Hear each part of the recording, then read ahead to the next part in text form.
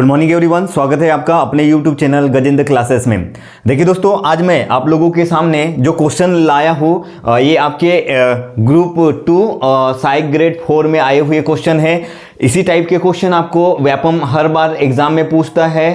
जैसे आपके एमपी पटवारी में है, इसी टाइप का आपके पैटर्न रहेगा दोस्तों। तो आपको ज़्यादा से ज़्यादा इस टाइप के क्वेश्चनों को आपको करना पड़ेगा और ये आपके प्रीवियस एग्जाम में आए हुए क्वेश्चन है। चलिए बिना टाइम वेस्ट किए आप लोगों को मैं चीज़ों को समझाना स्टार्ट करता हूँ। चलिए फर्स्ट क्वेश्चन है दोस्तों, एक पदीय रूप में 3m + 14n पूरे का वर्ग माइनस 3m - 14n पूरे का वर्ग का मान होगा। तो देखिए दोस्तों, आपको इसके करने के तरीके हैं। अगर आप यहाँ पे a + b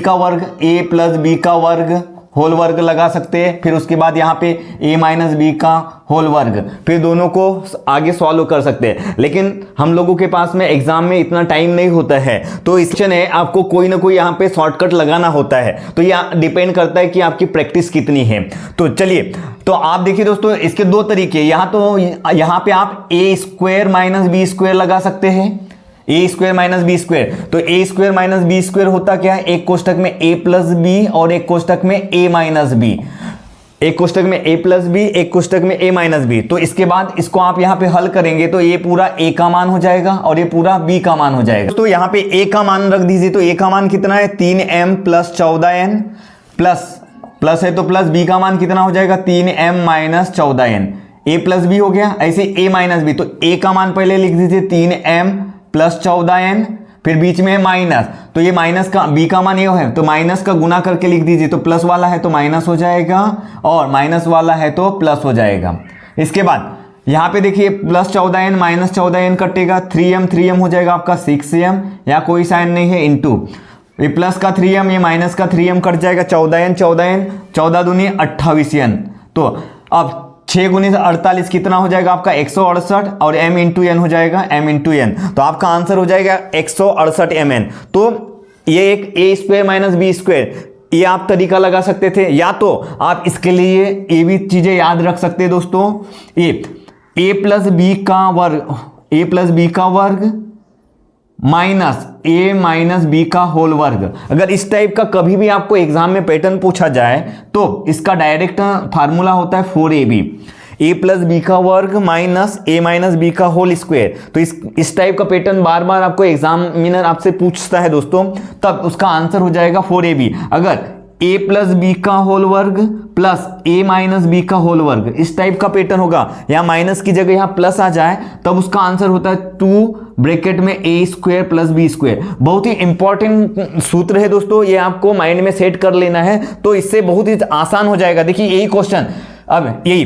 a + b दिख रहा है आपको और माइनस a - b दिख रहा है, तो इसका आंसर देखिए ये वाला फार्मूला लगा के आप डायरेक्ट इसका आंसर बता सकते हैं। देखिए दोस्तों, इसके लिए इसका डायरेक्ट हो जाएगा फार्मूले से 4, a का मान कितना है 3m और b का मान कितना है 14n। तो 4 × 3 = 12, 12 × 14 168, m × n mn। तो आपका आंसर हो जाएगा 168 mn। बहुत ही आसान है दोस्तों। चलिए नेक्स्ट क्वेश्चन देखते हैं। यदि x = √2 + √3 तथा y = √2 - √3 हो तो x² + y² बटे xy का मान ज्ञात करना है। तो यहाँ पे देखिए दोस्तों, आपको x² + y² बटे xy का मान निकालना है। तो अब यहाँ आप ऐसे नहीं कर सकते, इसका वर्ग करेंगे, x का वर्ग करेंगे तो यहाँ पे √2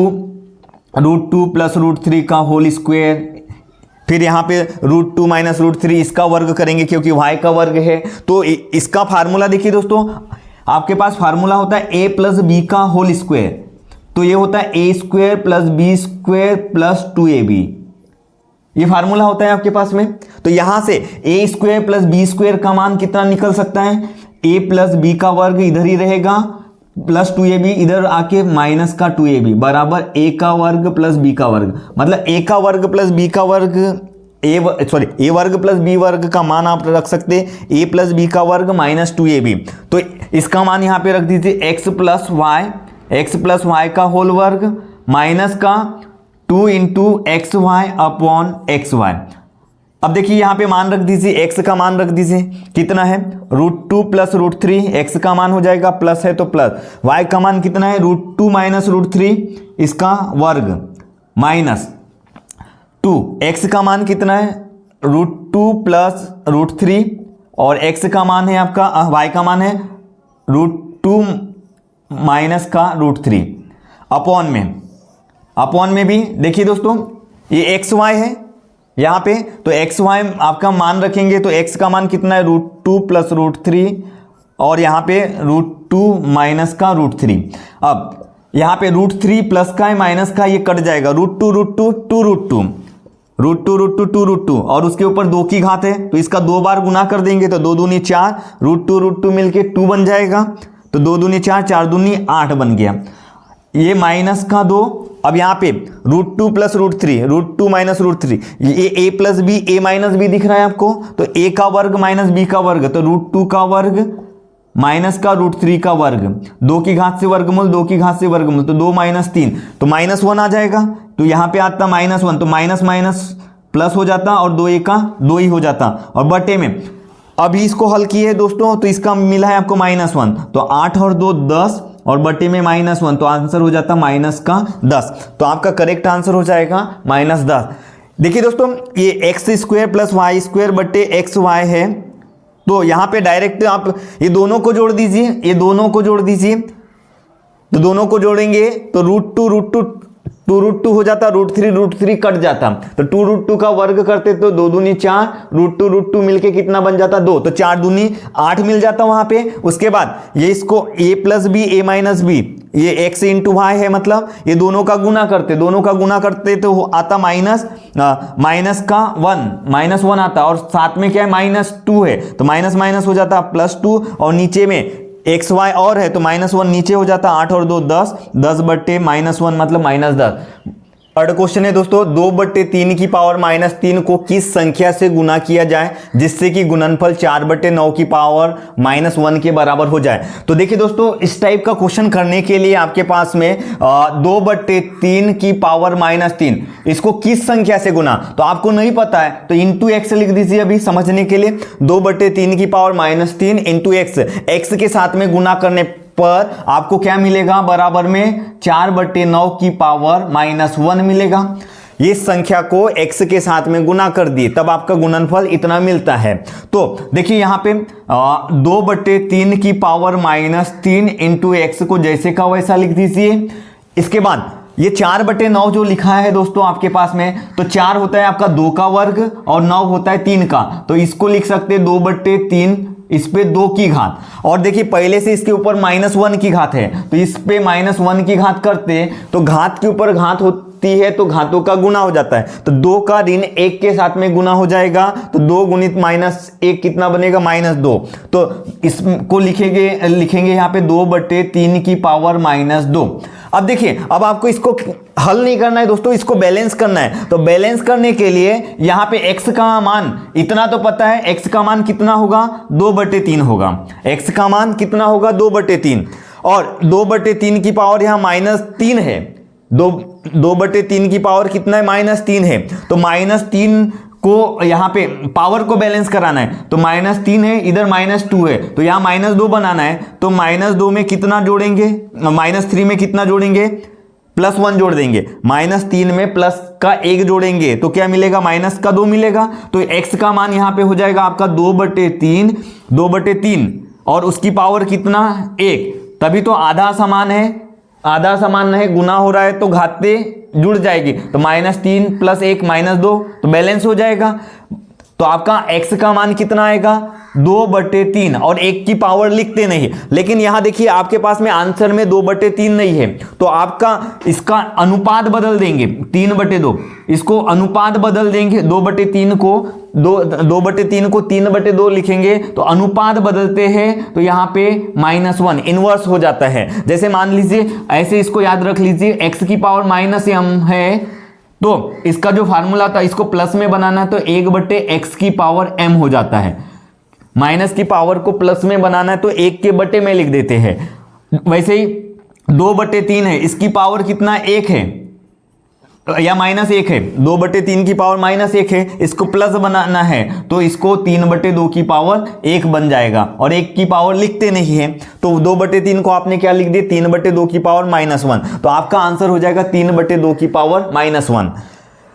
देखिए दोस्तों, इसके बाद आप यहां ऐसा भी कर सकते हैं, 2/3 को उस साइड ले जा सकते हैं, उसके बाद x का आंसर निकाल सकते हैं, लेकिन उतना टाइम नहीं होता है दोस्तों एग्जाम में। यहां बहुत ही फास्ट चीजें आपको करना पड़ेगा क्योंकि टाइम आपके पास में नहीं होता है। तो आपको देखते ही 2/3 की पावर -3 इंटू एक्स, ये 4/9 लिखा हुआ है, तो आप इसको ओरल कर सकते हैं दोस्तों। देखिए 2/3 की पावर -3 इंटू एक्स, उसके बाद 4/9, उसकी पावर -1 है, तो ये 2 का वर्ग 9, 3 का वर्ग, तो 2/3 पे 2 की घात और उसके ऊपर ऋण 1 की घात, तो -2 की घात बन जाता। अब उसको बैलेंस कराना है आपको, तो बैलेंस कराना है तो इधर -3 की पावर है, इधर -2 की पावर है, तो उधर -1 की पावर चाहिए, -1 की पावर चाहिए, तो -1 की पावर किस में है, ऐसे भी आप रिलेट करा सकते हैं। आगे, एक पुस्तक और सीडी का एक साथ में मूल्य 230 रुपये है। यदि सीडी का मूल्य किताब से 60 रुपये ज़्यादा है तो पुस्तक का मूल्य कितना होगा। तो देखिए पुस्तक को मैंने मान लिया x और सीडी को मान लिया y, तो x प्लस वाई, तो x प्लस वाई ये दोनों का मूल्य कितना है, 230 रुपये है।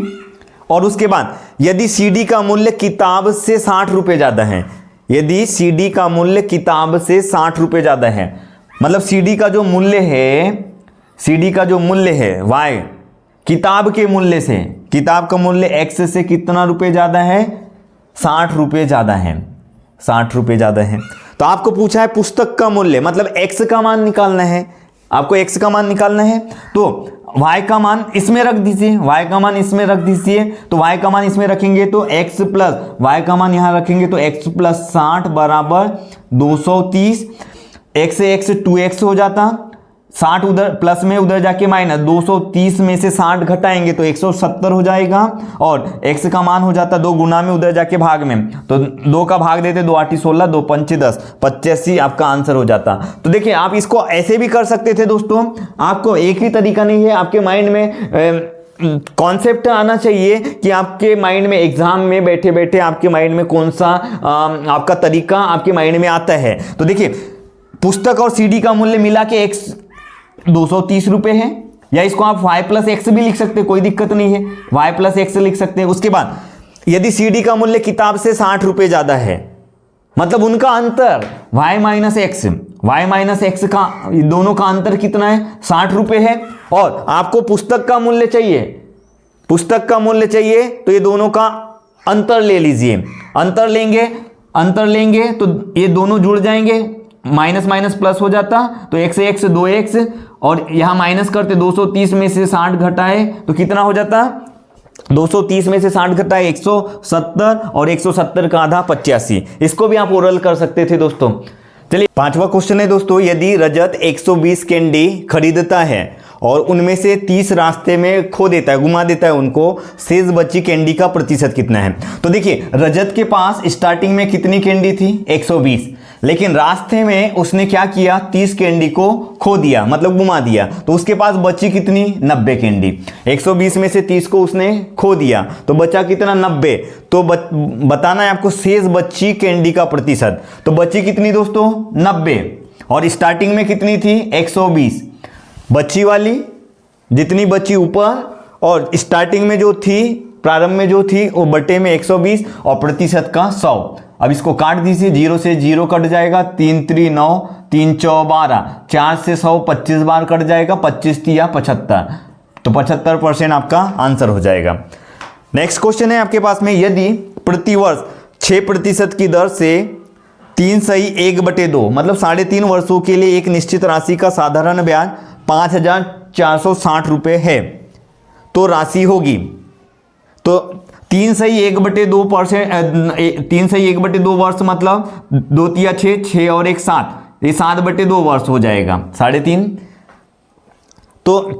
दर कितना है दोस्तों, 6%, तो 6 गुणित 7/2%, इसका इसमें गुना कर देते, जितनी दर है हर साल के लिए दर वही है 6%, तो 6 गुणित 6 गुणित 7/2%, तो इनका गुना कर दीजिए, 2 1 का 2, 2 3 6, तो कितना, तो ये 3 7 21%। तो जो 21% की वैल्यू है दोस्तों, यही दी है आपको 5,460 रुपये। तो यहाँ से आपको 1% निकाल लीजिए पहले, तो 1% की वैल्यू, तो 21 का भाग देते हैं, 21 1 21, 21 दूनी 42, फिर बच जाता है यहाँ पे 12, तो 126 बनता, तो 6 बार में कट जाता, 6 का 6 दूनी 12 और 0, और उसके बाद 100% निकालना है, तो 100% निकालना है तो 100 का इसमें गुना कर दीजिए, तो आपका आंसर हो जाता है यहाँ से 26,000 यहाँ से आपका आंसर हो जाता है।